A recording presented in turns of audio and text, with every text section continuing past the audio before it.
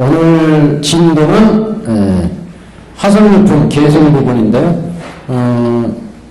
이 개성 부분 나가기 전에 법안 문구에서 천태대사가 이 화성유품에 대해서 말씀한 부분이 잘 정리된 부분이 좀 있어서 이 부분을 먼저 보시고 개성을 나가겠습니다. 먼저 법안 문구의 94페이지, 1394페이지 한 부분을 보시면, 이게 무슨 얘기냐면, 우리가 비유 그러면, 법화경의 중요한 비유 그러면, 화택 삼거, 중요한, 모든 법화경의 비유의 근본이 되는 것이 화택 삼거의 비유입니다. 그래서, 불타는 집의 비유 말씀이죠. 그리고 이 화택 삼거의 비유는 법화경뿐만 아니라 모든 부처님 가르침의 비유에 어떻게 보면 표준이 되는 그런 이제 비유로 널리 법문이나 교학에서도 이제 원용되는 그런 이제 비유라고 할 수 있는데, 법화문구에서 그 화성유품의 성과 이 수레를 가지고 이제 비교를 한 부분이 있는데, 그 이제 뒷부분에 이런 표현이 있습니다. 성과 이사는 어떤가? 이사. 이사는 여기에서는 이제 화택의 비유가 아니고, 이사는 장자궁자에서 궁자가 자기 아버지를 찾아오잖아요. 궁자가.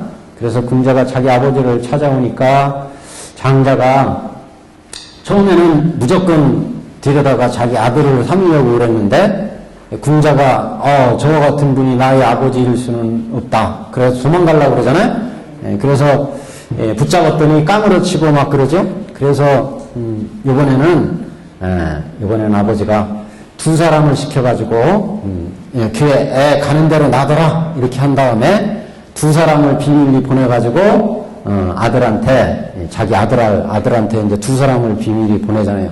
허름한 옷을 입은 사람 두 사람 이렇게 보내가지고 아들한테 가서 너 우리 주인집에 일 좀 해라. 무슨 일 할 거냐 그러면 똥치는 일이다. 그래서 똥치는 일이 있으니까 가서 하자. 이렇게 해가지고 두 사람이 이제 꼬셔서 데리고 오죠. 꼬셔서 들어와. 그때 두 사람 보내는 거를 이사 이렇게 표현한 거예요. 보낼 사자잖아요. 두 사람. 그러니까 그때 비밀리 두 사람 보냈다고 하는 거는 여기 지금 화성유품의 성을 얘기하고 화성유품의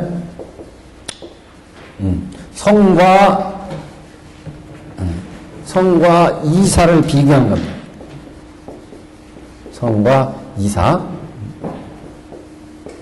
그래서 성은 우리가 수많은 대중들을 이끌고 보배성으로 가기 위해서 보배성, 여기가 중생이고 여기가 이제 불도의 경지 아니겠어요? 그래서 이 보배성 여기 화성을 만들어 놨어요. 그래서 이 보배성까지 가는 데는 멀고 먼 길이기 때문에 중생들이 이 보배성 불도에 들어가는데 멀고 어렵고 그래서 모두 두렵고 짜증을 내고 중간에 다 포기한다. 불도를 닦는데 중생들이 생사고에 있는 중생들한테 불도에 들어가자 그러면 불도까지는 멀고도 먼 길이기 때문에 중생들이 그 불도까지 어떻게 들어가느냐 그 난행고행의 길을 그래서 중도에 포기한다. 그래서 이런 중생들을 위해서 중생들이 지칠만한 곳에 이렇게 화작에서 화성을 만들어서 이곳에서 충분히 쉬게 한 다음에 이제 보배성까지는 조금만 더 가면 된다. 이렇게 중생들을 이제 추스려서 보배성까지 간다. 그래서 이 화성은 방편이다 그랬죠. 방편. 그리고 이제 이 보배성, 여기가 보배의 성을 이제 불도를 의미하고 진실을 의미하죠. 진실. 요거 이전에 이제 장자궁자는 바로 이사를 가지고 표현했어요. 이사. 그래서 이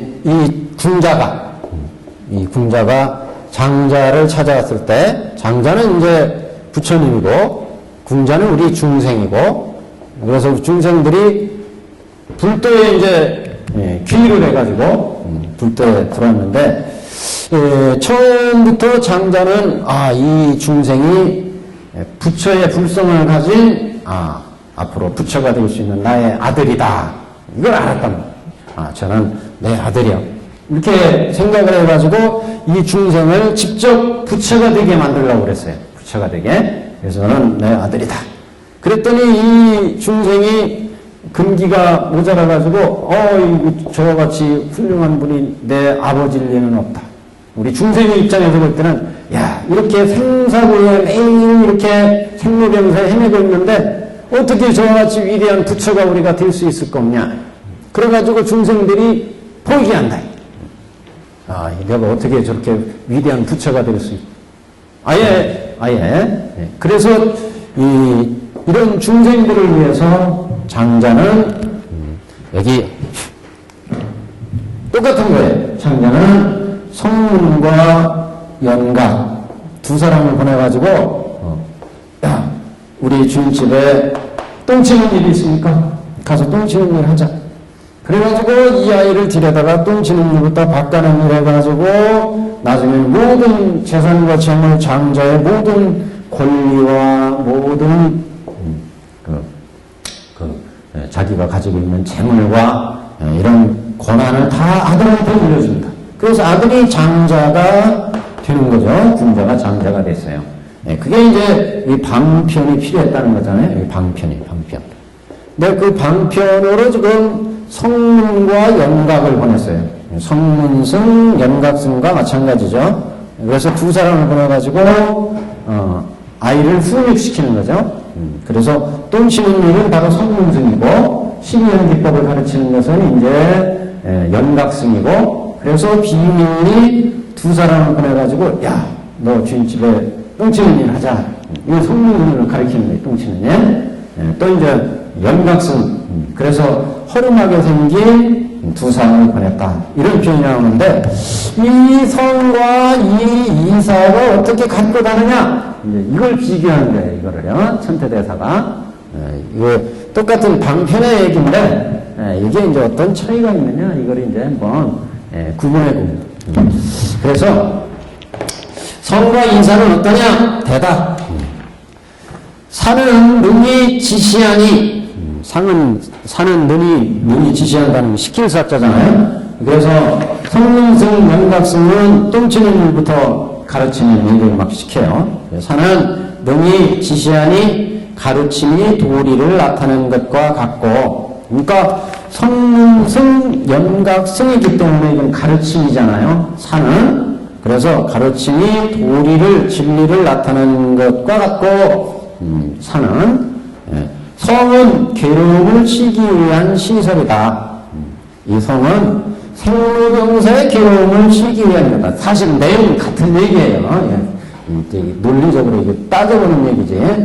생로병사의 가르침을, 생로병사의 괴로움을 쉬는 가르침이 또 성문승이고 연각승이에요, 사실은. 근데 그 가르침의 측면을 본 거고, 이거는 쉬는 그 성의 자체를 놓고 이제 보는 거예요. 성은 괴로움을 쉬기 위한 시설이다. 그래서 가르침은 동적이고 성은 정적이다. 성은 딱 쉬게 하니까 그 속에 들어가서 생로병사를 딱 씌웠어요. 그러니까 화성에 들어올 때도 성문승, 연각승을 거치죠. 성문승, 연각승의 가르침을 통해서 우리는 화성에 딱 들어와요. 그러니까 화성은 쉬는 데지. 생사를 벗어나는 데지. 그러니까 여기는 정적이죠. 가르침은 생사를 벗어나기 위한 사성제를 닦아야 되고 12연기를 닦아야 되고 그렇죠? 이건 동적이다 이렇게 본 거예요. 가르침은. 그래서 가르침은 동적이고 성은 정적이다 이렇게 봤습니다. 가르침은 곧 사제 12년이 있어서 사를 얘기하는 거죠. 성문승이니까 사는 성문승이니까 사제고 연각승이니까 12연기죠. 그러니까 이사의 사는 가르침은 이게 사를 얘기하는 거예요. 사는 곧 사제 12인연이어서 다름이 있고 사제나 12연기나 서로 다른 가르침 방법이잖아요. 그러니까 다름이 있고 성은 이지여서 무효열반에 드는 데 있어서는 다름이 없다. 성은 이지라는 건 성에 들어오면 일단, 화성에 들어오면 일단 딱 쉬잖아요. 생사가 여기는 없잖아요. 네? 여기, 결국은 이제 성문성 연각성으로 닦아가지고 화성에 들어온 거예요. 그 화성하고 요하고를 비교한 거예요. 그러니까. 또 화성에 들어오면 일단 생사가 없어요. 그래서 여기 지이지라는 것은 진지무생지인데, 진지무생지. 그러니까 1395페이지에 주에 그게 나와요. 이지, 진지, 무생지 이렇게 나오죠. 진지라는 거는 번뇌가 다한 거, 번뇌가 다한 지혜를 진지 그러고, 무생지는 생사가 없는 지혜, 생사를 끊는 지혜. 비슷한 얘기예요. 그것도 진지, 무생지. 그래서 진지와 이지. 그러니까 지금 성은 이지여서 이 화성은 생사를 이미 다 쉰 곳이다. 이게 쉰 곳. 화성이니까 지금 중생은 생로병사가 있는 데고 화성은 생로병사가 끊어진 자리니까 진지, 무생지, 이지이고 무여열반에 드는 데 있어서 다름이 없다. 무여열반, 생사를 해탈한 무여열반에 들어가 있으니까 서로 다르지 않다 그런 얘기죠. 가르침은 인과에 통하되 성과 수레는 과에 있을 뿐이며 가르침은 유의무의에 통하되 성과 수레는 다만 무예에 있을 뿐이다. 한번 보세요. 가르침 이사는 이거 이사 가르침은 성문승이나 연각승이에요. 가르침 이사는 가르침은 인과에 통한다. 그러니까 성문승이나 연각승은 인과가 있다는 거예요. 그러니까 우리가 그렇잖아요. 사제나 12연계를 열심히 닦는 단계는 인의 단계예요. 그래서 성문승, 연각승에 도달하면 과의 단계예요. 그러니까 인과가 있지요. 그죠? 네. 그게 주 해설이 있어요. 어디냐, 1395페이지 중간에 보시면 가르침은 인과에 통함, 그렇죠? 어떤 수행을 하면 어떤 깨달음에 이른다고 하여 가르침은 수행과 과, 깨달음을 다 포함한다. 그렇잖아요. 우리가 이사 한번 보세요. 이사가 이제 이거잖아요. 이사. 자, 성은 여기고 생사라. 이사는 이거예요. 그러니까 성문성은 사제, 연각성은 12연기를 닦는 거잖아요. 12연기. 그럼 우리 중생이 12연기를 중생 입장에서 군자가 똥치는 일을 닦는 게 뭐예요? 성문승이잖아요. 부지런히 똥을 쳤어요. 그러면 견욱과 사업의 번뇌가 끊어지죠? 사제를 열심히 닦는다는 얘기죠. 똥을 친다는 얘기는 사제를 열심히 닦으면 이건 인의 단계. 그래서 똥을 다 치워버리면, 똥통을 이제 다 드러내버리면, 그러면 연각, 성문, 연각이 되어버린다. 성문이 되고 연각이 아란이 된다는 얘기잖아요. 아란이 되어버려요. 그럼 이거는 과예요. 그러니까 이 성문승이나 연각승 이사는 인과가 있고 이런 얘기고, 지금 이 화성은 장자분자에서 이기는 인과가 있고, 화성은 그 자리가 이미 생사가 끊어진 방편은 생사가 끊어진 그 자리예요. 그러니까 아란의 자리죠. 이거는. 그렇기 때문에 여기는 과의 자리다. 이렇게 이제 비교한 겁니다. 그래서 가르침은 인과에 통하되 성과 수레는 과에 있을 뿐이며 성과 수레는 과에 있을 뿐이며 그랬어요. 성과 수레. 자, 여기 이제 수레가 나왔어요. 수레는 우리 이제 화택상거에서 여기가 화택이고 불타는 집이고 이 화택에서 나오기 위해서 여기 이제 사승의 수레, 양의 수레, 그 다음에 사승의 수레, 그 다음에 소의 수레 이렇게 나왔잖아요. 이 양의 수레가 성문승이었죠. 성문승. 그 다음에 사승의 수레가 12연기였죠. 그 다음에 소의 수레가 육바라밀이었어요. 그래서 이 세 가지 수레를 타고 불타는 집에서, 여기가 화택, 불타는 집. 불타는 집이야. 화택에서 세 가지 수레를 통해서 여기서 딱 나왔다. 그리고 이제 대배국어를 타잖아요. 대배국어. 대배국어를 타요. 대배국어를. 그래서 이 부분을 이제 예를 든 거예요. 그러니까 지금 여기에서 뭐라고 얘기했냐면, 가르침은 인과에 통하되 성과 수레는 과에 있을 뿐이다. 그랬어요. 성과 수레. 수레는 지금 불타는 집에서 나오는 성문승, 연각승, 보살승을 의미하는데, 이거는 그래서 실제 불타는 집에서 나온 거예요. 이 안이 불타는 집이고, 수레를 타면서, 이거는 이 수레를 타면 불타는 집에 나와요. 그렇기 때문에 이게 과로운 거예요, 지금요. 어떻게 보면, 이거 성문승이니까 여기하고 똑같지 않느냐? 근데 실제로 보면 불타는 집 안에 있을 때는 이게 중생의 입장이고, 불타는 집에서 일단 수레를 타면 불타는 집에서 나오는 거예요. 그렇기 때문에 여기는 과 이렇게 본 거예요. 그래서 이 보배성의 화성이나 양의 수레는 성이나 수레는 불타는 집에서 벗어나기로 하기 때문에 그래서 요거는 과에 있는 것이고 여기 지금 이사는 두 사람을 보냈다. 이 장자가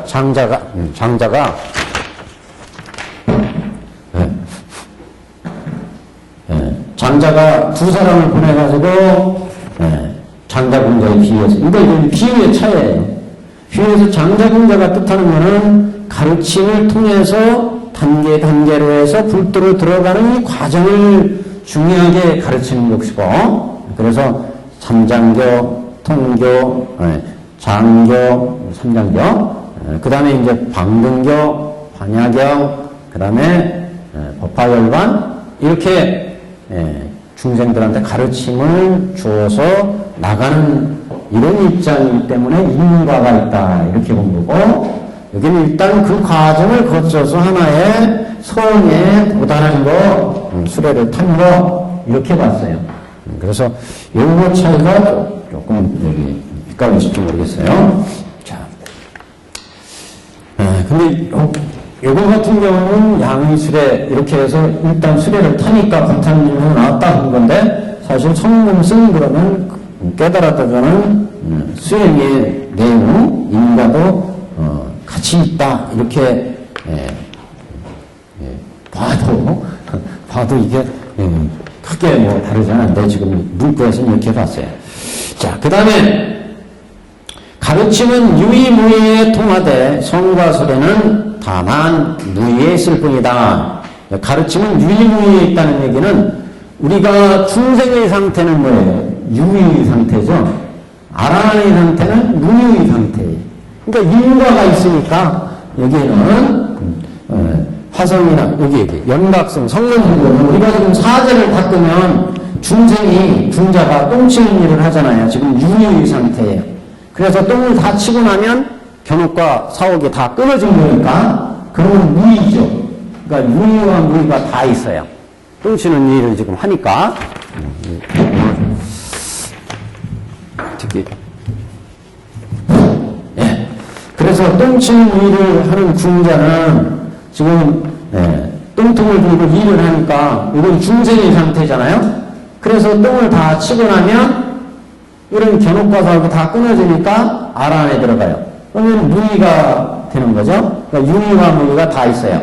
근데 보배성이나 수레는 일단 보배성에 들어가면 여기는 생사가 없죠. 무의예요. 무의. 여기도 수레도 불타는 집에 있을 때는 유의지만 일단 수레를 타면 이 집 밖으로 나오기 때문에 그런 거예요. 집 밖으로 나오기 때문에 불타는 집에서 나오기 때문에 무의가 되는 거예요.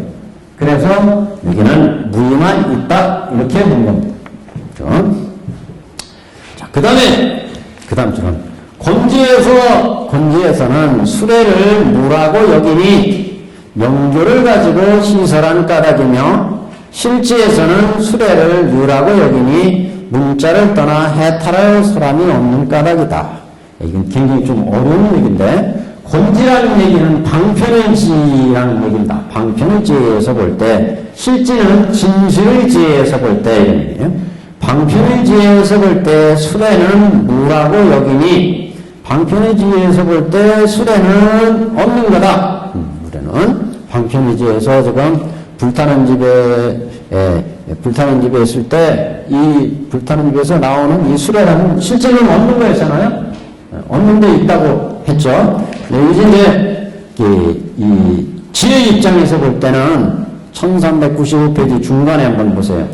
해설을 뭐라고 달았냐면, 권지에서는 수레를 무라고 여김이라고 하는 부분에 대해서 원문은 이렇게 나오는데, 방편의 지혜 차원에서 보면은 소승의 깨달음인 점에서는 온갖 분별을 초월하는 것이기 때문에 무가 된다, 이렇게 해석했어요. 여기서는요. 그러니까 방편의 지혜에서 보면 그 안에서 자기가 수행에 들어가는 과정을 거쳐가지고 그 수행에 도달하고 보면 그 수행을 쫙 닦아가는 것이기 때문에 그 속에서는 방편의 지혜 속에서는 그래서 여기는 온갖 분별을 넘어서는 것이기 때문에 무다, 이렇게 있고, 그래서 명령을 가지고 시사하는 것이라는 것은 그 이름과 가르침의 입장에서 볼 때 권지에서의 수레는 무라고 여기니 이렇게 봤고, 실지에서의 수레를 유라고 여긴다. 그러니까 쉽게 생각하면 권지에서는 방편의 지에서는 수레는 방편으로 수레를 만든 거였고, 그래서 그것을 타고 가는 입장에서의 지혜에서 보면은 무다. 그래서 이렇게 본 거고, 소승이 깨달은 깨달은 경지에서는 생사를 이미 분별을 넘어선 거기 때문에 그래서 무다, 이렇게 봤고, 실제에 있어서는 수레를 유라고 여긴다는 것은 실제에서는 수레 자체, 그래서 진실일지에서 입각해서 보면은 진실, 현실이 곧 진실이 되어버리니까 유가 되어버린다, 그런 얘기죠. 실제에서는 수레를 유라고 여기니 문자를 떠나 해탈할 사람이 없는 까닭이다. 권지로 성을 비추면 유라할 수 있으니, 여기는 권지로 방편의 지혜로 성을 비춘다고 하는 것은 유라고 할 수 있으니 중생을 인도하는 까닭이며, 실제로 성을 비추면 무인이 편지는 진실이 하는 까닭이다. 무슨 얘기인지 아시겠죠? 방편의 지혜에서 성을 딱 비춰보면, 방편의 지혜에서 성을 갖추면 성이 중생을 위해서 성을 화작해서 만들어 놨잖아요? 그러니까 이 방편의 지혜에서 보면은 성은 있는 거예요. 방편의 지혜에서는 중생들을 제도하기 위해서, 야, 여기 생로병사를 해탈하는 가르침, 4제 12연 연기 원연이 있어요. 근데 진실의 입장에서 보면 그거는 불도에 들어가기 위해서 임시로 세우는 가르침이 원래는 일극성뿐이잖아요. 그러니까 진실의 입장에서는 없는 것이 된다.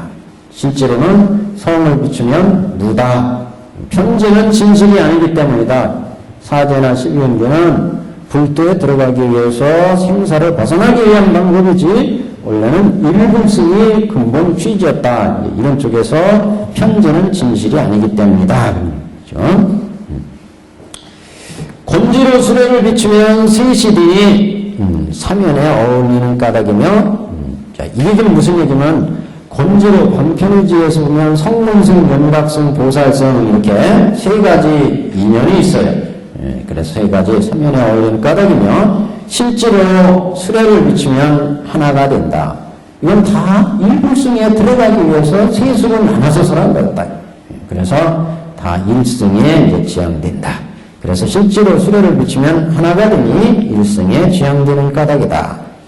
권지로 성을 비추면 하나라 하니 편진인 까닭이며, 방편의지로 성을 비추면 하나라 하니 편진인 까닭이며, 실제로 성을 비추면 셋이라 하니 열애장인 까닭이다. 이런 얘기는 방편의지에 성을 비춰보면은 방편의지에서, 그러니까 권지로 성을 비춘다는 얘기는 소승의 깨달음에 입각에서 보면 각각의 자리에서 자기 길을 가기 때문에 하나죠. 권지로 성을 비추면 하나라, 자기 길을 가니까 방편의지 속에서.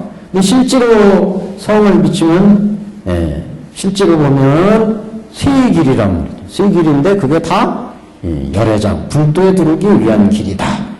이런 의미예요. 그래서 성을 비추면 열애장이다. 이런 얘기입니다. 그래서 비유를 가지고 이제 한번 봤고, 자, 여태까지 나온 비유에 대한 총 정리는 이제 이걸 가지고 하시면 돼요. 1396페이지에 페이퍼를 한번 보시면, 질문, 무릇 5곳에서 계산연의를 행했는데, 설했는데, 그것들에는 어떤 차이가 있느냐. 이 무슨 얘기냐면, 법화경의 가르침은 뭐, 객원연실, 계산연의 그러잖아요. 법화경 전체의 가르침은, 객원연실이다. 객원연실. 이거는 방편을 열어서 진실을 드러낸다. 이 방편이거든요, 이게. 예, 방편. 이건 이제 진실. 그래서 진실을 드러내고 방편을 연다. 방편을 열어서 진실이 드러난다. 이런 얘기인데, 이 방편이라는 것을 보통 이제 삼성 이렇게 얘기했잖아요. 삼성. 그래서 개상현일, 진실은 일승이다. 일불승. 그래서 일승. 그래서 삼승 일승. 객원연실, 계상현일 이렇게 주로 얘기했어요. 그래서 이 객원연실의 계상현일의 가르침이 법화경 전체의 가르침이다 이렇게 얘기할 수 있는데 그 첫 번째 본문이 이제 법설에서 얘기했잖아요. 이게 법설이었고 법설에서 부처님은 일대사인연으로 이 세상에 오셔서 일체 중생으로 알고 불지견을 열어서 보여서 깨달아 들어가게 하신다. 즉 부처님의 원래 근본 취지는 일불승에 있다. 이걸 밝혔고 그런데 중생들이 어리석고 중생들은 근기와 성품과 욕망이 다르기 때문에 각가지 인연과 비유로 삼승으로 나눠서 설하셨다. 그래서 계산연일에 대한 진실을 이제 법화경에서 밝혔습니다. 이게 법설이죠. 그럼 첫 번째 이제 가르침이 법설이에요. 이 법설에 사리부를 존자는 깨달아 얻었잖아요. 방편품에 사리부를 존자는. 그래서 비품에서 수기를 주잖아요. 그리고 이제 나머지 제자들을 위해서 첫 번째 비유를 들죠. 그 비유가 화택의 비유였어요. 화택의 비유. 이게 화택의 비유. 이 화택의 비유도 결국 부처는 삼승으로 열어가지고 일불승으로 이끌어 들어간다. 이걸 나타낸 거예요. 즉 계상연의를 나타낸 거예요. 그래서 5 가운데 지금 비유 화성유품까지 나오기 전까지 5 가운데에서 다 객원연실을 얘기했다 그런 거예요. 그 객원연실이 어떻게 같고 다르냐 이걸 지금 얘기하자는 거예요. 그래서 지금 이거는 법설로서의 객원연실은 방편품에서 얘기했고 방편품. 그래서 두 번째로 이제 화택유는 비유품에서 이제 객원연실을 이렇게 얘기를 했고 두 번째는 이제 장자궁자유에서 다시 이제 신해품이죠. 신해품에서 다시 이렇게 궁자가 장자가 되는 과정을 똥치는 일을 밭가는 집안을 이렇게 차례대로 궁자가 똥을 치고 밭 갈고 일하고 집안일을 맡고 해서 장자가 되는데 이게 왜? 이게 방편이고 모든 장자의 재산과 재물과 권리를 물려준 게 이게 진실이라. 진실. 법화의 설법을 한 거예요. 마지막 대중들을 다 모아놓고 장자가 여러분 제가 원래 옛날에 아들이 하나 있었는데 이 아들이 집을 나가서 그동안에 여러 곳을 돌아다니다가 거지가 됐더라고요. 어느 날 나의 집에 이 아들이 찾아왔는데 거지꼴로 찾아왔어요. 딱 보니까 내 아들이더라. 그래서 데려다가 직접 내 아들로 삼으려고 그랬더니 이 아이가 거지 마음이 돼가지고 기절하고 그래서 도저히 아들로 삼을 수 없어서 그동안 똥 치는 일, 밭 가는 일, 집안일을 시켜서 이렇게 성장시켰다. 그래서 내가 이제 죽으면 나의 재산과 권리를 다 이 아들한테 물려준다. 이러고 주잖아요. 이 똥 치는 일부터 가르치는 것은 방편이었고 실제는 자기의 재산과 재물을 다 물려주는 게 목적이었어요. 이게 진실이라. 그래서 방편과 진실 똑같다. 객원연실의 원문에 대한 비유다. 그런 거죠. 그 다음에 장자궁자 다음에 그 다음에 뭐가 나왔어요? 약초의 비유. 약초유. 그래서, 예, 온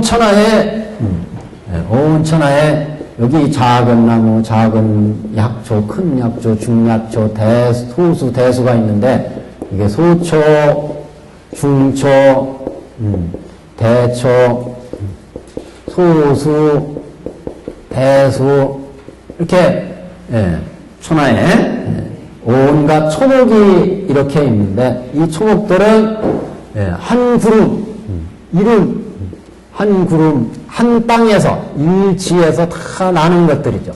그래서 이 구름에서 비가 내려가지고 똑같이 빗물을 먹는데도 어떤 거는 소초로, 중초로, 대초로, 소수, 대수로 자라더라. 이걸 비유로 들었어요. 이거는 부처님이 원래 일불성으로 중생을 제도하는데 중생들의 근기와 성품이 능력이 다 다르기 때문에 지각각 그 물기를 받아내려가지고 어떤 거는 잔디가 되고 어떤 거는 뭐 국화가 되고 어떤 거는 갈대가 되고 어떤 건 진달래꽃이 되고 어떤 거는 소나무가 되고 각각 똑같은 물을 먹는데도 각각 다르게 자라더라. 똑같은 한 구름에서 나온 똑같은 한 맛의 빗물을 먹고도 소초, 중초, 대수, 소수로 각각 다르게 자라더라. 그거는 부처님이 원래 이 세상에 나오신 것은 일대사이면으로 일체 중생을 다 불도로 제도하기 위해서 나오셨는데 중생들이 근기와 성품이 다르기 때문에 어떤 때는 성문성, 연각성, 보살성, 일불성으로 각각 다르게 설법이 이루어졌다. 다 방편을 열어서 진실을 인도하기 위한 법이다. 이렇게 이제 여기에 약초의 품에서 비유를 들었습니다. 그리고 이제 네 번째 약초의 다음에 뭐가 나왔어요? 비유가? 그 다음에 화성이 나왔나요? 화성이? 그러면 5개 나왔는데 하나가 어디 있어? 이것까지 5개인 그 다음에 화성의 비유. 화성유. 이렇게. 여기 수많은 대중들이 있는데 이 대중들을 이끌고 지도자가 보배성을 찾아가는데 이 중생들이 저 멀고먼 길을 내가 어떻게 하느냐 중간에 다 포기하더라. 그래서 이 지도자는 이 중생들의 마음을 해야 돼서 그 보배성의 중간에다가 이렇게 화작에서 보배성과 똑같은 중생의 입장에서 보면 그렇잖아요. 우리가 지금 생로병사에 지금 행하고 있는데 이 생로병사에서 딱 벗어나면 이거는 성인이야. 깨달은 자야. 그 깨달은 자가 부처인지 보살인지 그거는 잘 안 보여요. 그렇잖아요. 중생의 입장에서는 열반이야. 이건 열반 무조건. 그렇잖아요. 생사를 해탈했으니까. 그래서 이 속에 들어가서 딱 쉬면 여기는 생사를 겨우 해탈한 거고 이제 보살도 거쳐서 불도로 들어가자. 이렇게 해가지고 여기에서 이제 얘기를 하면 불도까지 이끌어 들어갈 수 있다는 거죠. 그래서 중생을 제도하는 여기가 방편, 여기가 진실. 똑같이 계산형의를 다루고 있다. 그래서 방편품도 여기는 화성유품 제7 이렇게 5가지 내용이 계산형의를 다 말씀을 했는데 그런 얘기입니다. 페이퍼에서 질문 무릇 5곳에서 계산형의를 설했는데 그것들에는 어떤 차이가 있다고 할 것인가? 대답입니다. 일반적으로 말하면 차이가 없다고 할 수 있으나 다 계산형의를 말씀하신 거니까 그래서 우리가 보통 이제 여기까지를 법설 그러잖아요. 여기까지를 이제 비설 여기가 이제 숙세 인연설 뒤에는 안 보일 것 같습니다. 여기가 인연설 숙세 인연설 여기가 이제 비유설 그래서 이 법설을 상등기의 법문이다 그러고 비유설을 뭐 중등기고 여기를 하등기의 법문이다 이렇게 얘기하는데 사실 이게 상중하를 따질 수는 없는 거예요. 그러면 그래서 법설은 사례를 존자가 깨달았고, 비유설에서 화택의 비유를 듣고 이제 4대 존자들이, 장자군자, 4대 존자들이 깨달음 얻었고, 이 뒤에는 이제 500 제자들, 이제 차례대로 수왕과 차례대로 이제 깨달음을 열리고 숙세 이면서를 밝혔어요.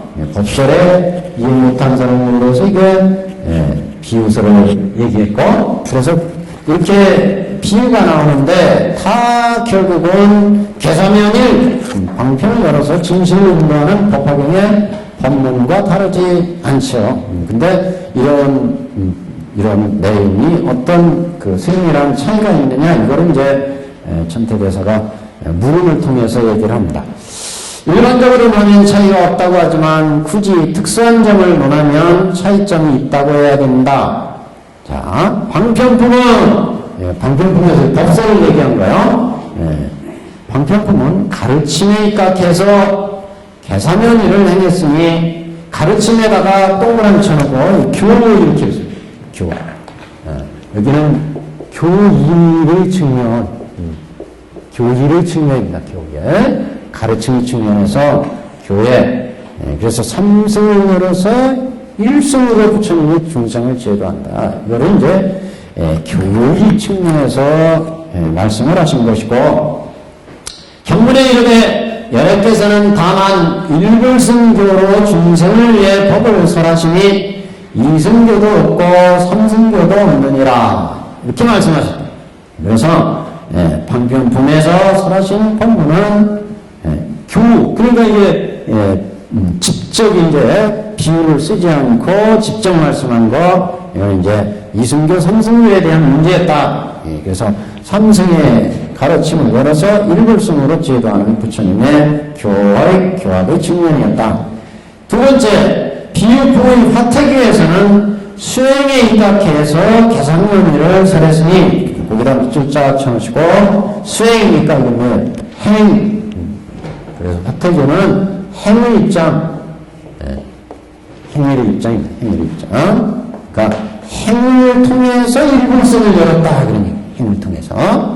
그래서 화태교에서는 수행에 입각해서 계사면을 행했으니, 수행은 운반하는 뜻이요 운반은 곧 수행으로 의미하는 것이다. 그래서 우리가 수레라고 하는 게, 수레가 그 전에 비유를 많이 말씀을 했잖아요. 우리가 여기 화택의 집에서 지금 피아노의 세계, 여기는 화택을 벗어난 거니까 피아노의 세계. 그래서 수레라고 하는 건 A라는 지역에서 B라는 지역으로 이렇게 날아다주는 역할을 하잖아요.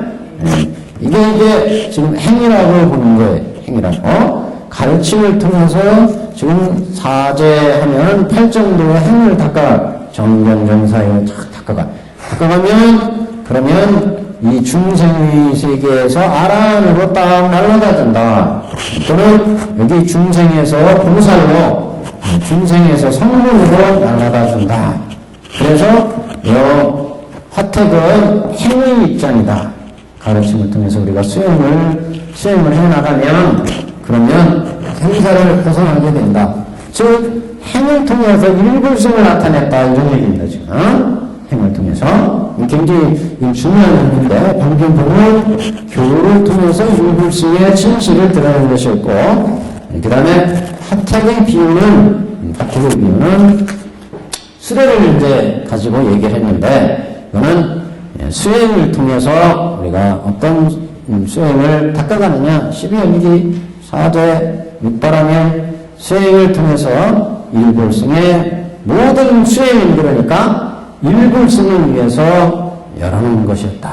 끝까지 우리가 수행이 있는데 이건 다 일불승을 위해서 열어놓은 것이었다. 수행이 끝까지 계산연의를 행했으니 수레는 운반하는 뜻이요 운반하는 것 수행을 의미하는 거다. 그러니까 여기를 그렇게 날아가주는 거, 우리가 사제를 열심히 닦아가지고 고제, 집제, 도제, 멸제에 닦는데 정론, 정사를 쫙 하다 보면 이렇게 날아다준다. 12연기를 쫙 닦다 보면 12연기를 역관 순간으로 쫙 닦다 보면 딱 이렇게 날아다닌다. 육바라미를 보시, 지계, 인욕, 선정, 보시바라밀, 지게바라밀을 쭉 닦다 보면 우리 중생에서부터 이렇게 피양의 세계로 날아가 준다. 그런 얘기죠, 지금. 그래서 본문에 경문에 이르되 제가 끈 대거를 타고 사방을 다니며 즐겁게 논이었다. 사방을 다니며 논이었다는 것은 결국 수행을 해서 해탈을 얻었다. 이런 얘기죠. 라고 하는 것이 이런 취지다. 자, 세 번째 신의 품 얘기. 그러니까 비품 두 번째, 방편품은 첫 번째, 1, 2, 3 이렇게 써놓어도 됩니다. 자, 신의 품에 있어서는 사람이 신의 품이니까 장자문자 품을 얘기한 거죠. 사람에 입각해서 계산한 일을 행해서 분팔이하는 사람이 바로 장자의 아들임을 결의했다. 맺게 했다. 결의라는 것은 다 결론적으로 이제 회통시켰다. 그런 얘기죠. 자, 사람, 인.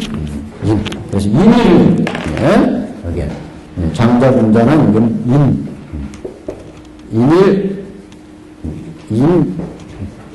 이는 행위 입장. 그래서 장자, 분자는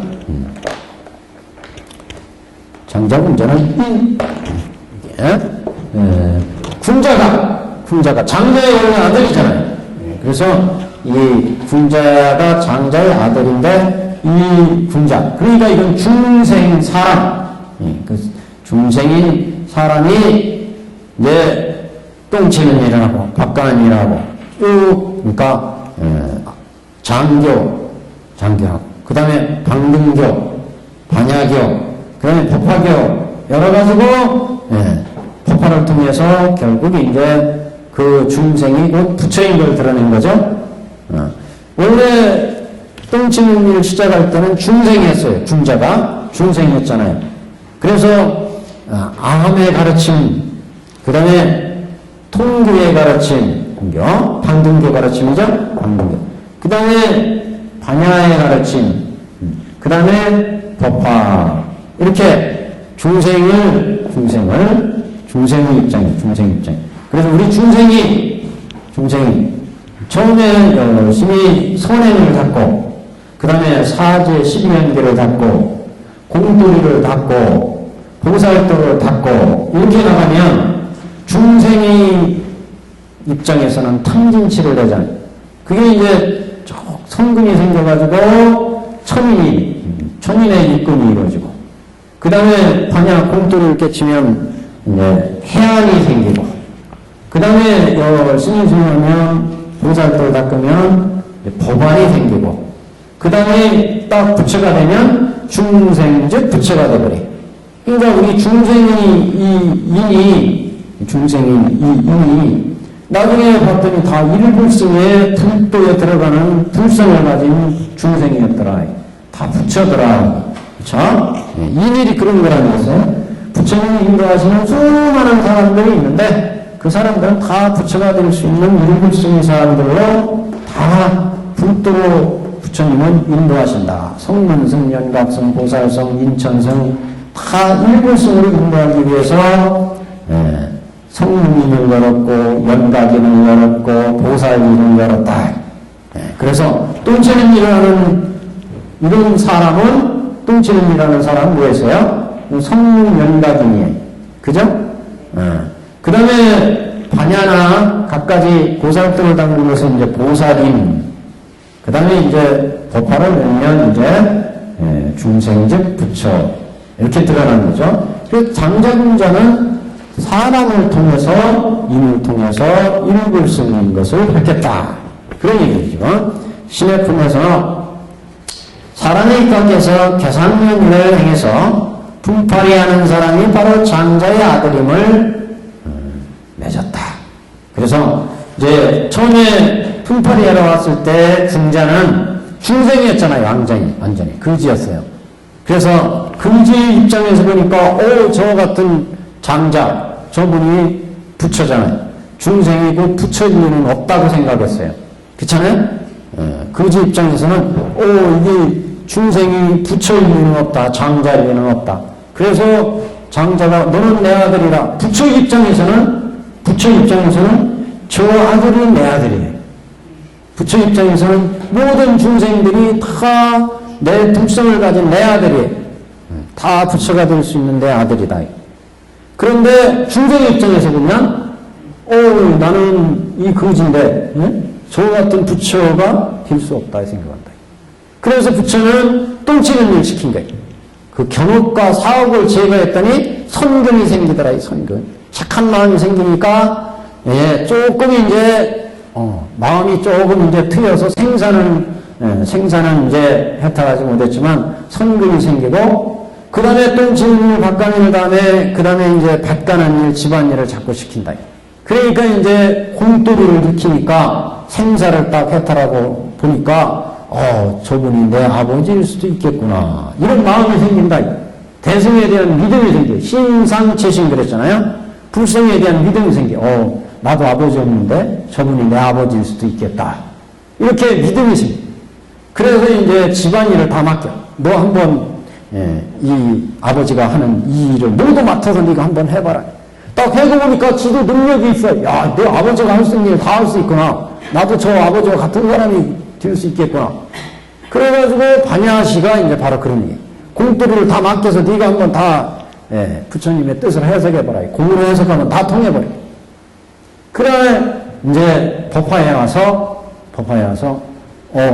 너는 곧 내 아들이다. 이렇게 밝히면 그때는 나도 원래 부처님의 아버지 저분의 아들이었구나. 이걸 이제 이해하고 따른다. 모든 걸 다 운영할 수가 있어요. 그래서 중생의 입장에서는 이제 육근으로 보고 듣고 맛보니까 탐진치가 생겨가지고 견옥 사옥 때문에 사물의 진상을 볼 수 없어요. 불성을 볼 수 없다. 그런데 이제 착한 일을 지키고 그 다음에 성능승 명각승을 거치면서 견옥과 사옥이 딱 끊어져 나가 버리니까 생사를 해탈하니까 고요하고 적적한 경지에 들어가 보니까 여기가 고요하고 적적한 경지에 딱 들어오니까 이게 중생 노름이었고 이런 중생 노름에서 벗어나야겠다. 이런 생각이 이제 들게 되고 거기서 그 다음에 방등의 가르침을 주니까 거기서부터는 이건 생사고해를 벗어났지 불도가 아니구나. 불도는 생사고해를 해탈하고 거기에 보살도를 닦아야 불도에 들어가는구나. 그래서 이제 여기서부터 이제 중생 입장에서는 육근으로 봤지만 성문과 명각의 입장에서는 해양으로 보고 보살이 되니까 법안으로 이 세상을 본다. 보살을. 그리고 나서 이제 법안이 딱 갖춰지고 불안이 갖춰지니까 법화를 여니까 이제 생사를 해탈하고 그 다음에 보살도를 닦고 보니까 지혜와 복덕이 자꾸 장원되고요. 지혜와 복덕이 장원되니까 십지를 딱 넘어서 보니까 나도 부처와 비슷한 종류의 동류가 된다는 동류. 법화삼매에 법화삼매를 열심히 닦는 거는 저 보살 대중과 같은 부류가 되는 데 목적이 있다. 그런 얘기 나와요. 부류. 십지보살이나 대보살들과 같은 부류가 되면 나도 지혜와 복덕을 정해가지고 부처의 한 조각을 보게 된다. 부처도 이렇게 되니까 부처구나. 이게 이제 보인다. 불성을 이렇게 갖추니까 이게 부처라구나. 우리가 별기에서 보면 여기 10주서부터 시작하잖아요. 10주, 10행, 10회양, 10지, 그 다음에 등각, 묘각 이렇게 가잖아요. 그 다음에 불인데 여기 되면 벌써 지혜와 복덕이 장원된다. 여기가 공이고 여기가 가고 여기가 중이잖아요. 중도실상을 본단 말이에요. 십지에서는. 그러니까 여기에서는 견옥과 사옥이 떨어져 나가고 여기서 진사옥이 떨어져 나가고 여기서 무명옥이 떨어져 나가니까 여기 중생에서 출발할 때 중생은 육근으로 보니까 볼 때마다 견옥과 사옥이 일어나는데 여기 공을 보니까 무차별심에서 본다. 볼 때마다 들을 때마다 탐진치가 안 일어나거든요. 연기부자성이 공이니까 실체가 없는데 내가 뭘 저것에 대해서 탐진치를 일으키느냐. 여기에서 견옥과 사옥이 떨어져 나가니까 생사가 떨어져 나가버린다. 생사가. 그리고 나서 이제 보살들을 쫙 닦아 나가는데 그래서 수많은 중생들을 제도에다 보니까 지혜와 복덕이 갖춰진다. 지혜와 복덕이. 그러니까 여기에서는 육안으로 보지만, 육안으로. 우리는 육안으로 보잖아요. 여기서는 해안으로 보잖아요. 해안으로 봐. 여기는 법안으로 봐요, 법안으로. 여기는 이제 그래서 불안으로 본다니까. 불안으로 보니까, 여기에서는, 눈을 끊어져 버리니까 이 부분씩이라도, 그래서 십지에서 이제 딱 장원에 가면 불두에 들어가는 거죠. 이렇게 보살성리에 들어가 보니까 여기서부터 이제 지혜와 복덕이 부처님과 같이 장원돼 버려요. 그러니까, 저분이 나의 아버지 맞구나. 여기서 이제 장자가 너는 내 아들이다 할 때 그걸 이해한다. 나도 저분의 아들이구나, 내가. 그걸 이제 이해를 해서 생활 재산 과정으로 다 받아들이지. 여기가 바로 그죠. 무명, 번뇌 다 끊어지니까, 이제 안목이, 여기 군자였을 때는 보는 게 탐진치를 보니까 번뇌 쌓여가지고, 저분이 어떻게 나의 아버지야. 보는 때마다 볼 때마다 탐진치가 일어나대. 보는 것마다 갖고 싶고 먹고 싶고 가지고 싶고 그러니까 긍정을 못하고 다니는 거예요. 근데 그게 딱 경과 사옥이 끊어지니까 차별심이 끊어지니까 여기서부터는 공하게 본다. 공하게. 저거 내가 그렇게 탐했던 게 저게 연기 무자성 공 실체가 없는 거였는데 내가 그걸 가지고 욕심을 내고 그래가지고 탐진치를 부려서 생사에 빠졌던가. 이렇게 되니까 여기서 그게 딱 끊어지니까 이제 거기서부터는 모든 주의를 볼 수가 있어요. 저 사람은 어떻게 해서 저렇게 생사고해를 받고 있을까? 이 사람은 어떻게 해서 이렇게 잘 살 수 있을까? 그걸 각각 이해하는 게 진사로 끊어지니까 중생들마다 가지고 있는 마음을 이해를 해. 저 사람의 마음도 이해하고 이 사람 마음도 있고. 그러니까 보살도를 장엄하니까 지혜와 복덕이 갖춰지는 게. 그냥 쫙 장엄돼 가니까 이제 그러니까 똥치는 일세에서 쫙 답변하는 집안일 딱 하니까 이제 저분도 내 아버지일 수 있겠구나. 저분이 내 아버지구나. 이걸 이제 안다. 부처님의 불성을 장자의 마음을 이해하는 거죠. 장자의 마음을 이해해요. 그래서 자신이 어느 날 보니까 내가 곧 저 아버지와 같은 아들이구나. 장자가 곧 군자가 될 수 있어요. 그래서 이렇게 되면 이제 중생이 점점 지혜와 복덕을 갖추니까 부처의 안목을 갖춘 거죠. 부처의 안목. 그러니까 중생즉 부처가 돼요. 중생즉 부처. 중생즉 부처. 여기는 번뇌가 일어났는데 여기는 볼 때마다 보리가 일어나요. 번뇌즉 보리가 돼요. 번뇌즉 보리가. 중생 입장에서 여태까지 볼 때마다 번뇌가 일어나는데 그 번뇌가 사실은 보리더라. 이렇게. 그래서 지금 여기 장자군자의 비유는 사람을 중심으로 본 거다. 부처가 제도하는 모든 가르침은 부처님이 설하신 모든 법문은 다 성문, 영각인, 중생, 결국가서 끊으면 성문과 영각이잖아요. 성문인, 영각인, 여기는 보살의 사람들이 여러 가지 사람들을 교의 측면에서 봤느냐, 사람의 측면에서 봤느냐, 수행의 측면에서 봤느냐, 이걸 구별하는 거예요. 사실은 다 같은 유일승에 대한 내용, 개관영실의 유일승에 대한 내용입니다. 그래서 그걸 이제 천태대사가 묘하게 참 구분을 잘했어요. 그래서 신의 품에서는 사람의 입각해서 계상연의를 행해서 품팔이 하는 사람이 바로 장자의 아들임을 맺었다. 경문에 이르되 저희가 예로부터 참다운 부처님의 아들이었나이다 라고 하는 것이 이런 취지다. 그러니까 원래 부처님의 군자가 원래 장자의 아들이었는데 장자를 버리고 뛰쳐나갔잖아요. 그래서 떠돌이가 돼가지고 거지가 됐어요. 원래 우리도 일불승의 부처님의 아들이었다는 거잖아요. 일불승의 불성을 다 받고 일불승에 들어갈 수 있는 사람들이 있는데 우리 중생들이 이런 일불승의 부처님의 가르침을 떠나서 법계를 윤회하면서 생사고해 속에 빠져버렸다. 그런 얘기예요. 원래 그래서 대통교승들은 그걸 깨우쳐주는 거 아니에요. 결연을 맺은 바가 있었다. 옛날에 다 일불승에 인연을 화성유품에서 이제 그걸 밝히는 거죠. 결연한 인연을 맺은 바가 있다는 거. 자, 그 다음에 네 번째 약초유품 속에서는 차별과 무차별에 입각해서 권실을 밝혔다. 조금 이제 차이가 있는데 차별과 무차별이 일이 같고 다른 약초유품에서는 차별과 무차별에 입각해서 권실을 밝혔다. 이는 명백히 버리고 취하지 않은 채 다만 중생은 알지 못하되 부처님께서는 그들로 하여 알게 하심을 밝히신 것이다. 가령 7종의 차별은 곧 방편을 아는 것이 되거니와 따지고 보면 똑같은 인리에 의거해서 차별이란 없는 터이므로 이것을 알면 곧 진실을 아는 것이 될 것이다. 이 차별과 무차별이라는 것은 무슨 얘기냐면 여기 한번 보세요. 여기에 원래 이게 수많은 중요한 소초, 중초, 대초, 소수, 대수는 원래 한 그룹에서 한 빗물을 먹고 소초, 중초, 대초, 소수, 대수로 갈라져 버렸다.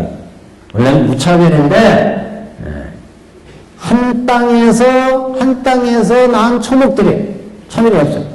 그런데 각각의 능력에 따라서 근기에 따라서 성분에 따라서 소초, 중초, 대초, 대수로 나왔다.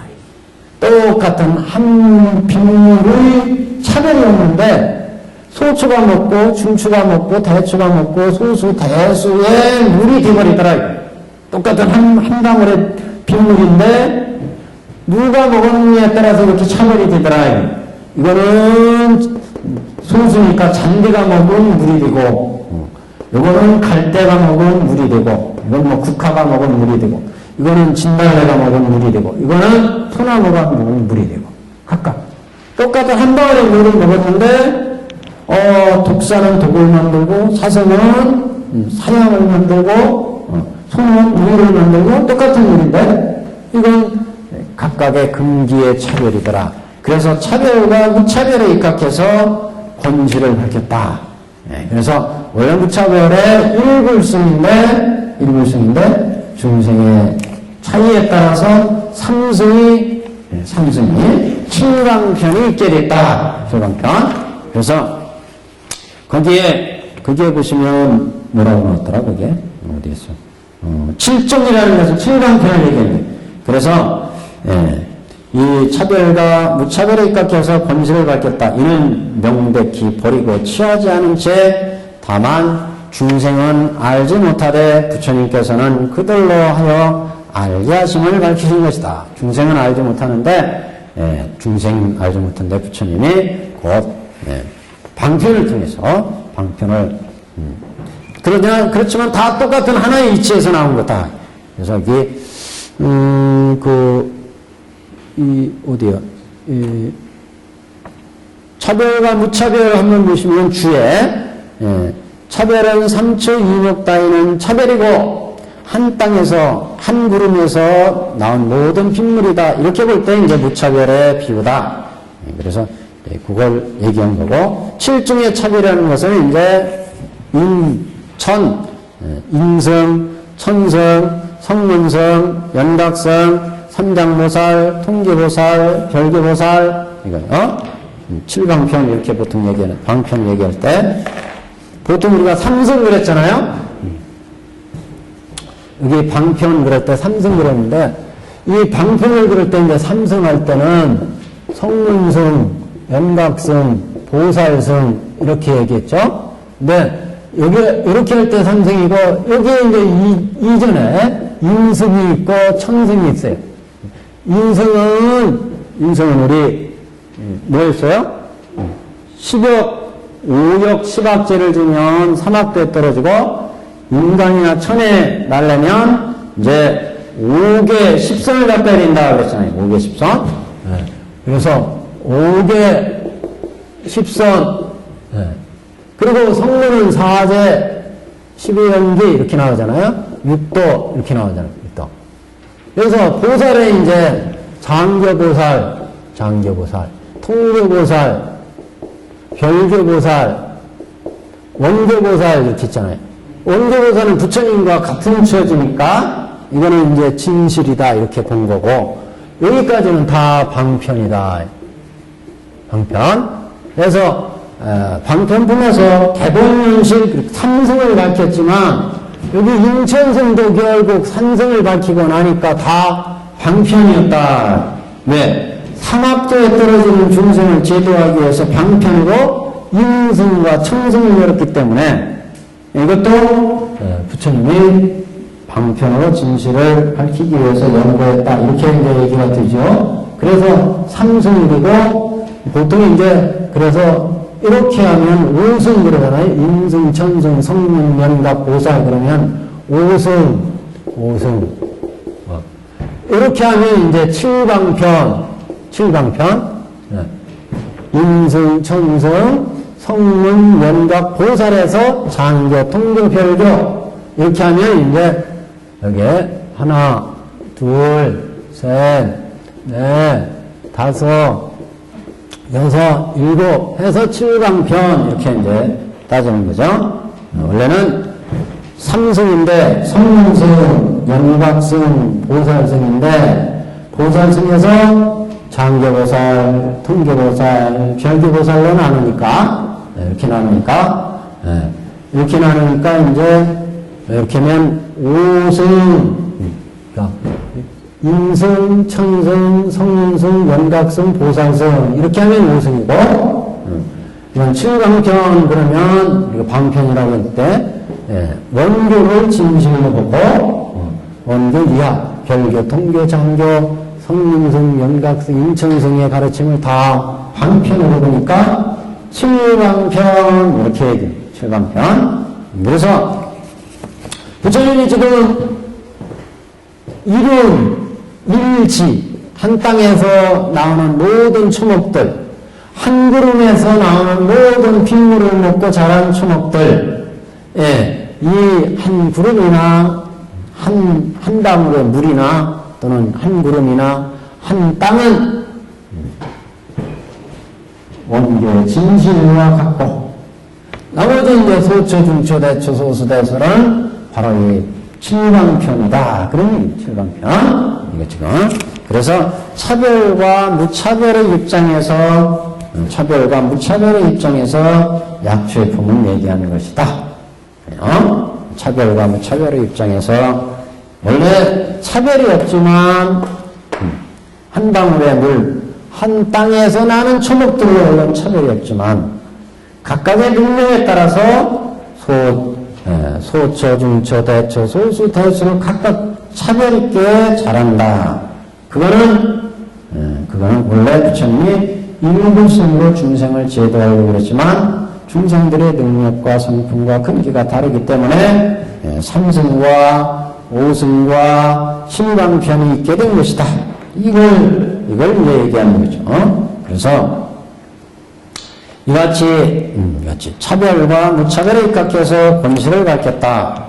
그래서 영백히 버리고 취하지 않은 채 다만 중생은 알지 못하되 부처님께서 그들로 하여금 알게 하심을 밝힌 거다.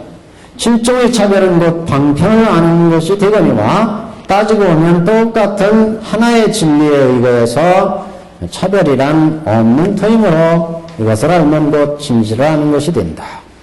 이같이 차별이면서 무차별이요. 무차별이면서 차별인 것이니 이 취지를 알게 하시는 것일 뿐 결코 설하사 일이 없다거나 일이 있다거나 이렇게 말씀하시는 것은 아니다. 일불승이냐 뭐 삼승이냐 이게 원래 설하신 게 아니라 다 일불승으로 인도하기 위해서 설하신 것이다. 자행의 본실 이지 수자에 입각하신 것이니 이 자행이라는 것은 이제 진실의 입장에서 본 거죠. 그러니까 부처님이 화행과 이 반대가 이제 타행이야. 타행. 자행은 스스로 닦는 것, 스스로 자행. 타행은 남을 교화하기 위해서 하는 것.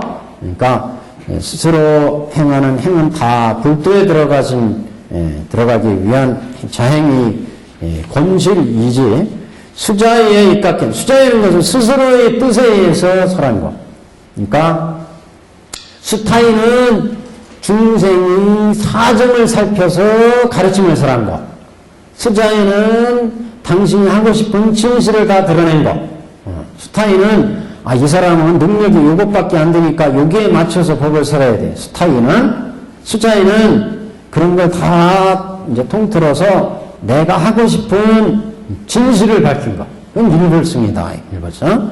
중생의 능력에 맞춰서 성문성, 영각성, 보살성, 영거는 수타이여 그러죠. 수타이여.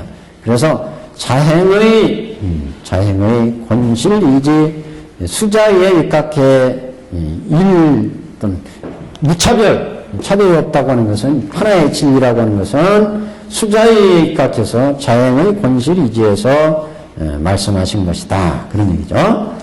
그러므로 부처님은 아시되 중생은 알지 못하는 것이며 그러니까 중생들 입장에서는 자신의 능력에 맞는 법이 지금 설해지고 있어요. 그러니까 그 능력에 맞는 자기 입장에서만 생각하니까 이런 법이 있고 저런 법이 있고 각가지 법이 있다는 건 모르죠. 무슨 얘기인지 아시죠? 그러니까 소초나 중초 입장에서는 이만큼 물이 나오니까 이걸 먹고 국화로 자라고 잔디로 자라고 각각의 입장에서는 자신의 입장에서만 보기 때문에 자신의 가르침만을 보는 것이고 다른 것이 있는 것을 모른다. 그러니까 부처 입장에서는 얘는 요 능력밖에 안 되니까 잔디고 여기는 국화고 요거는 진달래고 각각의 능력에 따라서 물은 얘는 진달래는 요만큼 물을 먹고 잔디는 요만큼 물을 먹고 소나무는 이렇게 물을 먹고 이거는 이제 부처 입장에서 자행의 수자에서는 구별이 되지만 그 당사자인 중생의 입장에서는 그게 구별이 안 간다. 중생 입장에서는 각각의 내 욕망, 내 능력에 따라서 가르침을 닦아가기 때문에 이 사제의 가르침이 좋으면 사제의 가르침에 그게 12연계 좋으면 12연계 가르침에 그게 내가 들어가 있기 때문에 다른 것은 이제 모른다는 얘기죠. 그래서 자행의 권실이지와 수자에 입각해 쓴 것이고 그러므로 부처님은 아시되 중생을 알지 못하는 것이며 또한 앞에 통하고 뒤에 통하여 지와 부지에서 권실을 밝힌 것이라 알 수 있다. 자, 그 다음에 이제 화성의 입장. 지금의 화성은 바로 진실의 이치. 여기에서는 이치에 입각해서 보신다. 이게 그러니까 이일에서 본다 그런 얘기죠. 이일의 입장에서 모든 부처님의 설하는 건 다 진리라는 거죠. 진리 입장에서 보는데 그 진리가 중생들의 능력과 성품이 다르기 때문에 그 중생과 성품에 맞춰서 진리도 다르게 설할 수밖에 없다. 그래서 이 진리 입장에서 화성을 지어가지고 중생들이 지금 보배성까지 가는 데는 실증을 내고 거기에서 포기하기 때문에 그래서 그 진리, 보배 일불승의 진리를 이게 삼성의 진리로 변형해서 중생들한테 보였다. 진리 입장에서 그래서 설한 거다 이런 얘기죠. 지금 화성은 바로 도리에 입각해서 계산명료를 행한 것이니 보배와 화성은 소승대성의 두 진리여서 보배와 화성은 보배는 대성의 진리고 화성은 소승의 진리고 그래서 보배와 화성은 소승대성의 두 도리여서 이승의 화성의 도리를 깨고 보수의 진실의 진리를 나타낸 것이다.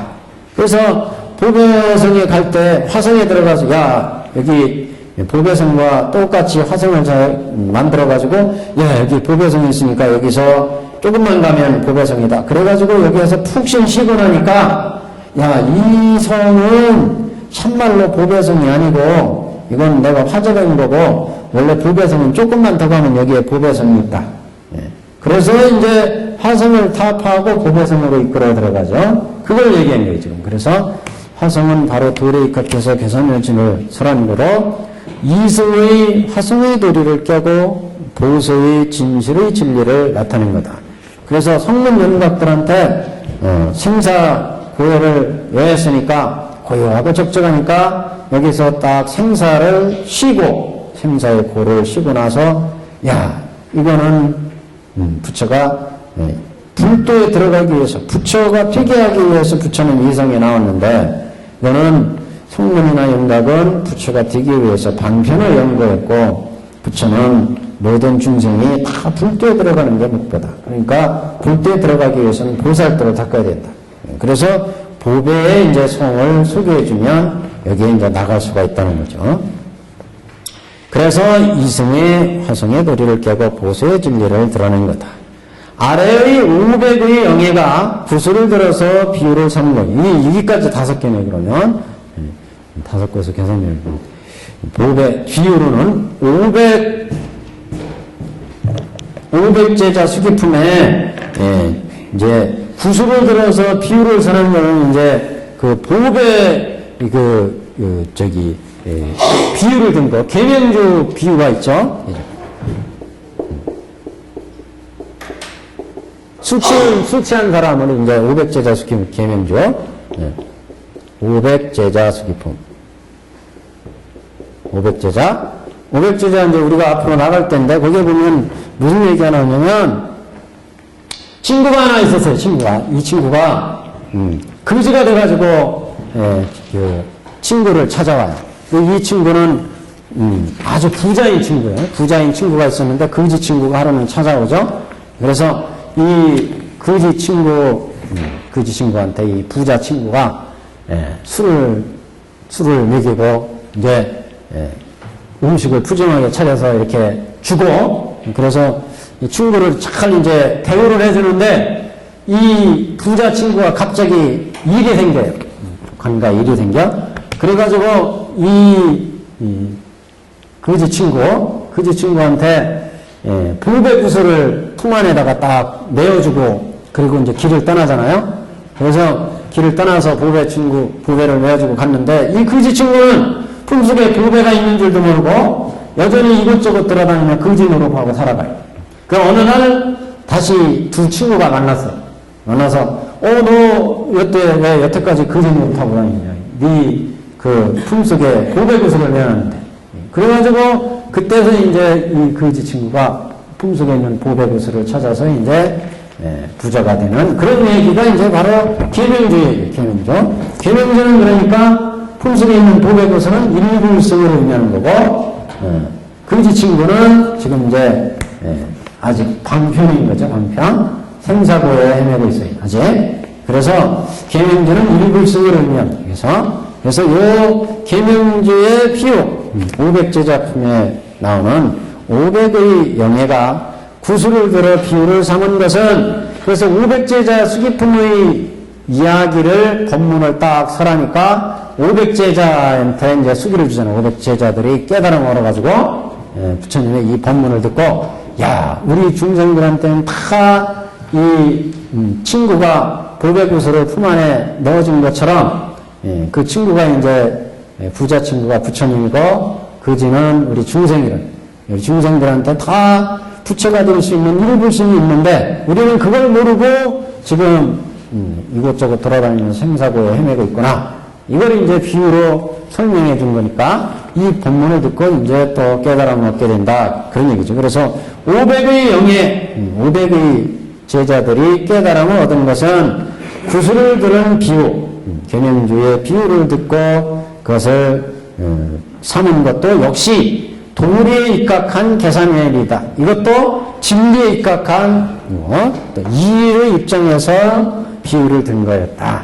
그런 얘기예요. 그래서 이일, 행일, 교의를 나타내는 거다. 비유. 법화경에 나오는 비유는 이렇게 다 교의 측면에서, 수행의 측면에서, 사람의 측면에서, 진리의 측면, 도리의 측면에서 설한 비유다. 이걸 이제 천태대사가 이렇게 좀 구분을 해놨습니다. 이게 법화 문구에 설명했습니다. 자, 그러면 이제 우리 경전을 옵니다. 경전. 조금 진도를 나가야죠. 그래도 512페이지. 아니, 뭐야, 이거. 510페이지가 아니, 법사품이네, 여기. 수험. 430페이지. 예. 예. 개성부터 이제 보겠습니다. 개성. 430페이지. 그때 세존께서 거듭 이 뜻을 펴고자, 지금까지 얘기한 모든 이 뜻을 펴고자, 개성으로 말씀하시되, 대통지승들이 식겁을 도양에 앉았을 때, 불법이 앞에 나타나지 않아, 불도의 성취를 얻지 못함이라. 대통지승 시절에 나온 얘기죠? 앞에. 처음에 출가하셔가지고 이 양반이 불도를 닦는데, 처음에는 금방 깨달음 얻지 못했어요. 그래서 10급 동안 도량에 앉아서 열심히 닦아도 이게 깨달음이 안 얻어지더라. 그래 더 열심히 닦아서 이제 불도를 성취하게 되죠. 그래서 불법이 앞에 나타나지 않아 불도의 성취를 얻지 못함이라. 대통지승 물시대의 성불에 의한 얘기입니다. 한 장 넘깁니다. 모든 천신과 용왕과 아수라의 무리들이 항상 하늘꽃을 내려 저 부처님을 공양하며 모든 천상에서는 하늘북을 치고 천상에 북을 치고 우리 경문에는 제천격천고 이거 많이 나온 표현입니다. 제천격천고 모든 하늘들이 하늘북을 치고 아울러 여러 가지의 기약을 지으며 기약을 연주해서 그 부처님을 참 부지런히 열심히 수행을 하시는구나 찬탄을 한다. 아울러 가지가지의 기약을 지으며 향기로운 바람이 시들은 꽃을 불어버리고 다시 새로 좋은 것을 내립니다. 시들은 꽃을 버리고 아주 싱싱하고 좋은 꽃을 내려서 지금 수행하시는 불도 닦는데 찬탄을 하더라. 다시 좋은 것을 내립니다. 식수급이 지나서 이렇게 닦아가는데 식수급이 지나서 마침내 불도를 성취하시니 성불하셨다. 대통지승 불로 바로 성불하심을 보인 거죠. 십수급을 지나서 이에 불도를 성취하시니 모든 천인과 세상 사람이 다 마음이 기뻐 뜸이라. 불가를 성취를 했어요. 불도를 이뤘다.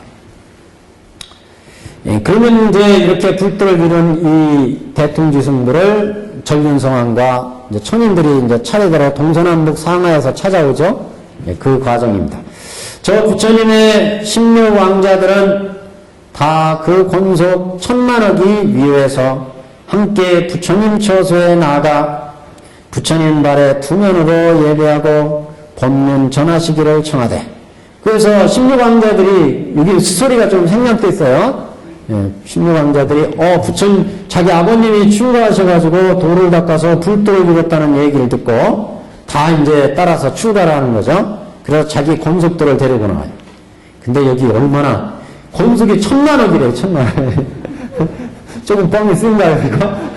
1000만억 권속들을 데리고 16왕자들이 근데 이게 이제 1000만억 권속이 실제 그렇게 될 수도 있어요. 우리가 보이지 않는 수많은 대중들을 또 얘기할 수 있으니까 영양중이나 대중들 수많은 또 축생들 뭐 다 치면은 1000만억 권속 될 수도 있죠. 그것도 영양중은 뭐 우리 눈엔 보이지 않는 대중들 천신들 뭐 각각 복해 있고 그 다음에 또 곤충들이나 뭐 동물들이나 뭐 세균들 뭐 그 다 이게 업에 따라서 이루어지는 거 아니에요. 내가 태어나면 내는 정보고 그 다음에 의보가 있잖아요. 나를 따라서 내 인연에 의해서 내 주위에 있는 내 지금 혀 밑에 세균이 얼마나 있는지 알게 다 따라서 가는 권속들이에요. 권속들 1000만원 권속 되고도 남아요. 그러면 우리 몸속에도 이게 36가지 뭐 저기 미물이 있다고 우리 차자선문에 보면 그 어느 정도의 그 산매를 얻고 우리 몸을 딱 꿰뚫어 보면 우리 몸속에 36가지 미물들이 있대요. 미생물들이 36가지 동물들이 딱 있는 게 보인대요. 딱 그래서 이제 산매에 들어가면 그렇게 보인다. 근데 수많은 권속들을 위해서 거짓말이 아니에요. 천만하기 위해서 함께 부처님 저수에 나가 부처님 발에 두면으로 예배하고, 두면 접종례 얘기하는 거죠? 두면 접종례. 항상 옛날에 이렇게 부처님 발에 이 머리를, 두면을 대고 절을 하는, 두면 접종례. 그래, 두면 접종례 하시고, 법륜 전하시기를 청하되, 법을 설해 주시옵소서, 이렇게요. 네, 이게 항상 그 부처님을 뵐 때는 그 예배 법칙이 있습니다. 이렇게 두면 접종례하고, 부처님에 대한 찬탄을 해요. 용환이 참으로 묘하시며 가릉빈가의 목소리를 가신 부처님이시여 이렇게 찬탄을 해야 돼요. 그러니까 성인을 빌 때, 훌륭한 스님을 빌 때 이럴 때는 이렇게 찬탄의 말씀을 해야 이게 인사말입니다. 그 다음에 이제 그동안 편안하셨습니까? 소병손해하셨습니까? 경보탑품에 나오잖아요. 부처님을 빌 때 이게 다 이게 두면으로 예배하고 법륜 전하시기를, 그 다음에 이제 법을 설해 주십시오. 저희들 불쌍히 여기셔서 법륜을 설해 주십시오. 이렇게 이제 청한, 법륜 전하시기를 청하되, 그 청하는 말씀이 성사자이시여, 성자이신 사자, 깨달은 부처님은 이제 성사자, 성자자이시여, 법비를 내리사, 우리와 일체를 충족케 하소서. 우리와 일체 중생들을 위해서 법을 설해 주십시오. 이런 말씀이죠. 성자이시여, 법비를 내려서는 법문을 설하셔서 그런 얘기죠. 성자시여, 법문을 설하셔서 우리 중생들로 하여금 깨달음을 얻게 해 주십시오. 이런 뜻을 성자시여, 성사자이시여, 법비를 내려서 우리와 일체를 충족케 하옵소서. 이렇게 좀 비유적으로 말씀을 했습니다. 세존은 신이 만나뵙기 어려워. 부처님 참 만나뵙기 어렵죠. 부처님은 신이 만나뵙기 어려워 구원한 세월에 한 번 나타나셔. 오랜 세월이 지나서 한 번 나타나셔 모든 중생을 깨닫게 하시려고 일체를 진동케 하시나이다. 부처님이 법문서 할 때는 항상 육종 진동한다고 그랬잖아요. 법화경설 할 때도 육종 진동을 했어요. 또 상설을 보였잖아요. 각가지 상설. 땅이 진동하고, 그다음에 하늘에서 꽃비가 내리고, 땅이 진동하고 하늘에서 꽃비가 내리고, 대중들이 모두 희열에 차 있고, 이런 게 다 그 상서. 그래서 일체를 진동케 하시나이다.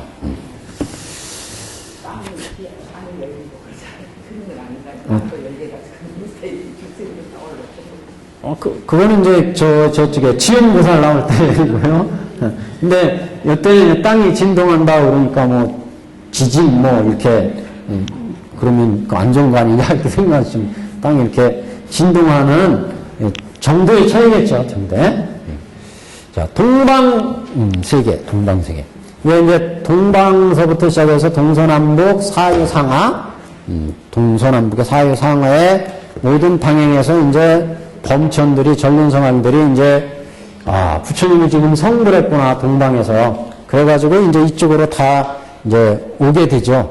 그걸 얘기합니다.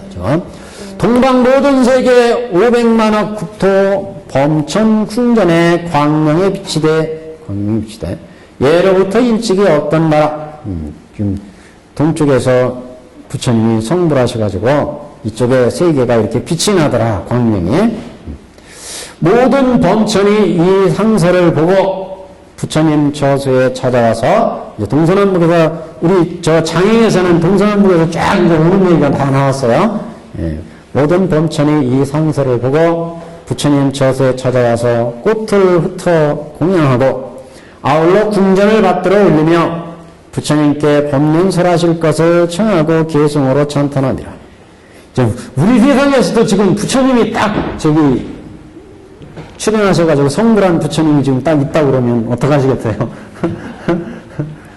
자기가 가지고 있는, 그래도 부처님한테 법문 들으러 가는데 가장 자기가 아끼고 가장 귀하게 여겼던 거, 그거 가지고 가서 부처님께 드리고, 일단 생사를 해탈하는 법문을 설하시는데 부처님이 그 뭔들 아깝겠어요. 뭔들.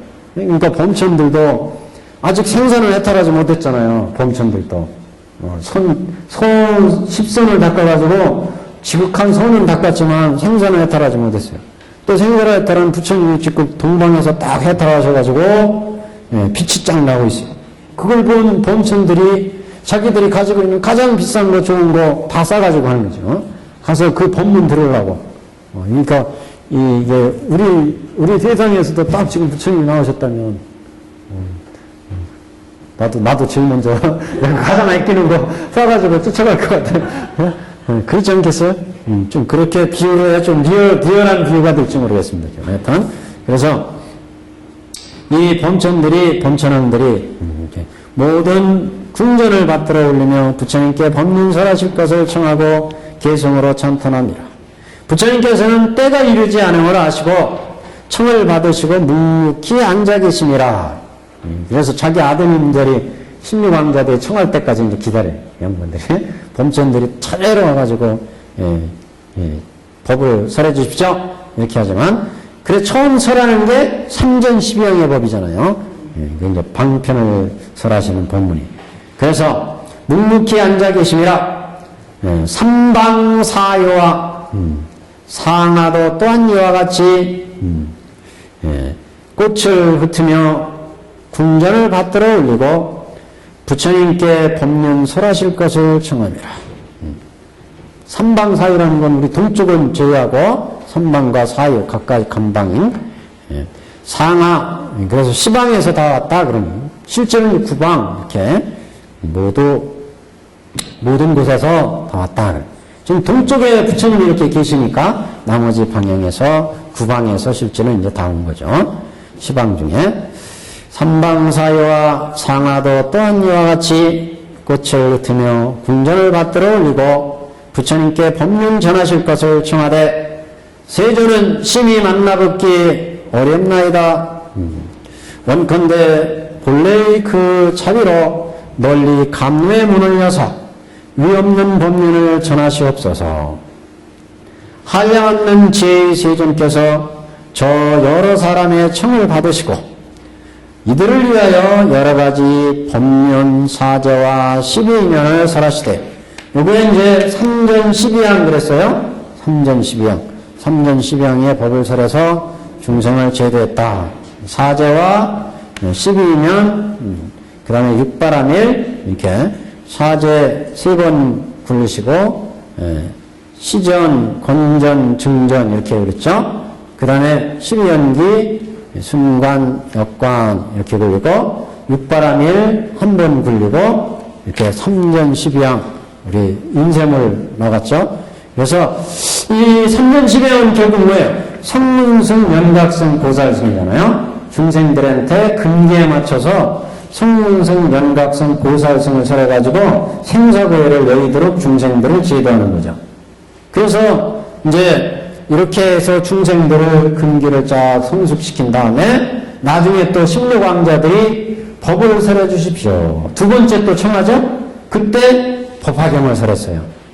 법화경을 설해서 이렇게 이 3전 12행을 설한 부처님의 취미가 뭐냐? 다 일불성 불도로 인도하기 위해서 삼승법을 열어서 너희들을 제도했다. 결국 이걸 나타낸 거예요. 결국 부처님은 삼승으로 열어서 일불승으로 제도한다. 이걸 밝히는 얘기입니다. 지금. 그래서 여기서 저 사람들의 청을 받으시고 이들을 위해서 여러 가지 법문 사제와 12년과 육바라밀을 쭉 설하셨다. 그런 얘기죠. 436페이지 한 장 넘깁니다. 그래서 무명에서 노사에 이르기까지 12연기 다 인연으로 하여 나오미니 우리 6개의 이 세상의 중생들은 다 무명에서 노사까지의 인연에 의해서 생기더라. 그래서 인연에 의해서 나오미니 이 같은 여러 가지 겪어야 할 환란을 너희들은 마땅히 할라. 그러니까 무명에서 행이 나오고 행이 나서 식이 나오고 그래서 생이 나오고 노가 나오고 병이 나오고 사가 나온다. 이게 우리 인생의 모든 거예요. 그죠? 이 인생사의 모든 겁니다. 다 그래서 무명에서 노사에 이르기까지가 다 인연으로 하여 나오니 다 인연법에 의해서 우리의 재산과 재물과 부귀와 영화와 다 이게 생로병사 속에 들어갑니다. 다 인연으로 하여 나오니 이같이 여러 가지 겪어야 할 환란, 생로병사가 다 환란이지 뭐. 생로병사 우리곤에 우리가 겪어야 할 환란을 너희들은 마땅히 할라. 이 환란이 다 인연에 의해서 만들어진다. 우리 생사의 고해의 우리의 삶은. 예. 그래서 이 법을 널리 설하실 때 600만억 해의 600만억 해의 중생이 억조경해 이렇게 나가는 거예요. 억조경해 해에 600만억 해예요. 예. 그래서 600만억 해의 중생이 모든 고재를 여의고 고의 실제 고재를 여의고 다 알아내려니라. 두 번째 법을 설할 때도 천만학 항하사의 중생이 모든 사물법의 영향을 받지 않고 또한 알아내려니라. 사물법에는 중생의 유의 법의 영향을 받지 않고 무의 세계에 들어갔다. 이후로부터 도를 얻은 이는 그 수가 한량없으니 억만법을 두고 할지라도 그 끝을 능히 얻지 못하니라. 오늘 여기까지요. 여기까지. 그래서 제1차로 삼전 12항에 의해서 교화를 받게 되고, 그 다음에 16항자 나와서 우리가 이제 대승법문서를 가지고 법화의 법에 의해서 이제 숙생인연설, 화성유품의 숙생인연설을 설하는 내용이니까 이건 조금 천천히 보겠습니다. 이건 다음 시간에 보겠습니다.